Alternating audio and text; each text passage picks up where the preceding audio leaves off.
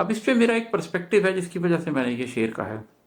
میرا وہ پرسپیکٹیو یہ ہے کہ ایک تو وہ توبہ ہے جس کو آپ جنرل توبہ بولتے ہیں، استغفار کرنا اور کرتے چلے جانا اور اللہ سے معافی مانگتے چلے جانا اور اللہ سے یہ کہنا کہ میں گناہ گار ہوں، اللہ مجھے معاف کر دے.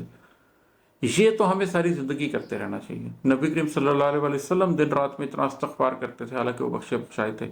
تو ہم تو کسی کھیت کی مولی نہیں ہیں. ہم لوگوں کو وہ استغفار کرتے رہنا چاہیے، توبہ کرتے رہنا چاہیے، معافی مانگتے رہنا چاہیے. لیکن ایک ہے اسپیسیفک گناہوں کی معافی. مثلا کسی شخص نے زندگی میں بھول کر کے شراب پی لی، مثلا کوئی شخص کسی زمانے میں چور تھا. اس کا طریقہ یہ ہے کہ جب توبہ کا وقت آئے تو ایک دفعہ مکمل توبہ کریں.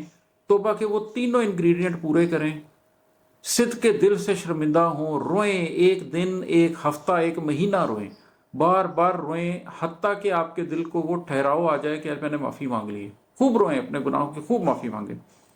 اگر آپ نے کسی کے ساتھ زیادتی کیا تو اس کی کمپنسیشن بھی کر دیں، اور آئندہ اس گناہ کو نہ کرنے کا پکا اعادہ بھی کر لیں. اور جب یہ تینوں چیزیں کر لیں، رو رو کے آپ کو احساس ہو جائے کہ میں نے آئندہ کے لیے وعدہ بھی کر لی ہے، میں نے پیچھے کے لیے معافی بھی مانگ لی ہے، میں نے جو غلطی کی تھی میں نے اس کا ازالہ بھی کر دی ہے.